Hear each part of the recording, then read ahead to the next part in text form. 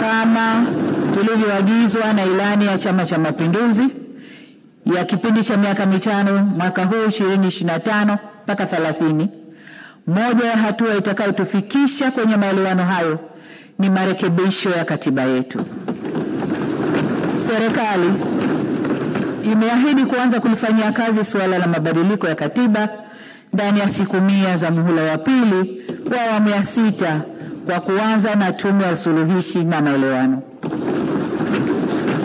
Mheshimiwa Spika, tunapozungumzia umoja wa kitaifa tunaongozwa na uwepo wa tunu ya muungano wetu. Hivyo basi kuhudumisha, kuimarisha na kuenzi muungano wetu kutaendelea kuwa kipaumbele cha serikali tunayoiunda. Tutaendelea kuchukua hatua madhubuti kuhakikisha tunatatua changamoto za muungano kila zinapojitokeza. Mheshimiwa Spika, serikali ya awamu ya 6 iliendeleza tulioanza katika awamu ya 5, na hivyo kauli mbiu yake ilikuwa kazi iendelee. Ninyi ni mashahidi, waheshimiwa wabunge, kuwa kazi iliendelezwa na mengi yalikamilishwa. Kama nilivyoeleza katika hotuba ya kufunga bunge la 12 la Jamhuri ya Muungano wa Tanzania tarehe 27 Juni mwaka huu 2025.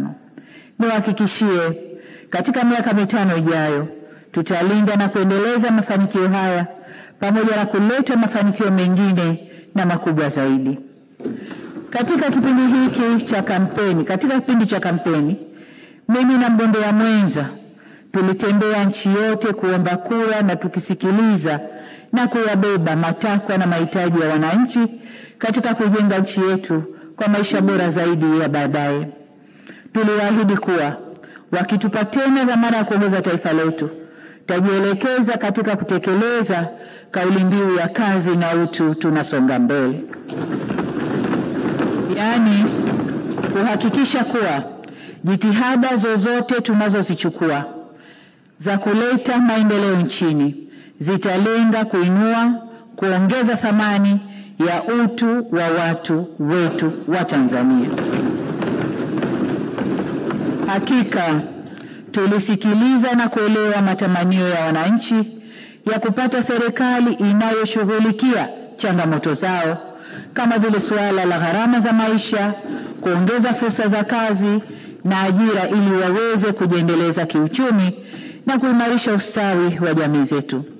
Nataka niwahakikishie kwamba serikali itachochea upatikanaji wa fursa za kiuchumi na kujenga matumaini kwa vijana, wanawake, makundi ya watu wenye ulemavu na hata wazee kuanzia mijini mpaka vijijini. Mheshimiwa Spika, na masuala ambayo niliahidi wananchi kuwa tutaanza kuyafanyia kazi ndani ya siku 100 za mwanzo za kazi. Kwanza kabisa linahusu utumishi na utawala bora, nalo ni suala la uundwaji wa serikali. Niliahidi wananchi kuwa serikali nitakayoiunda itawajibika na kuendelea na mageuzi ya sera zinazogusa maslahi na ustawi wa maisha ya wananchi moja kwa moja. Hivyo basi ni lazima viongozi wa serikali kwa ngazi zote kuanzia mawaziri hadi maafisa tarafa wawe karibu na wananchi ili kuweza kufahamu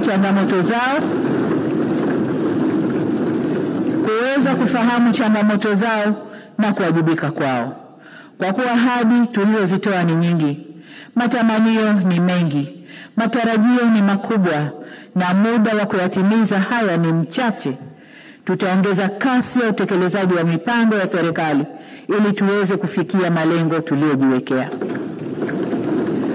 Na wasema haya mapema kwa watendaji waliopo serikalini, na mnaona makatibu wakuu wako hapa, na wale nitakaowateua kwa ajili ya kujitayarisha kisaikolojia na kujipanga vyema kufanikisha malengo hayo. Wananchi wanahitaji mabadiliko chanya kwa maendeleo. Watendaji msipobadilika kuendana na matarajio ya wananchi, tutawabadilikia.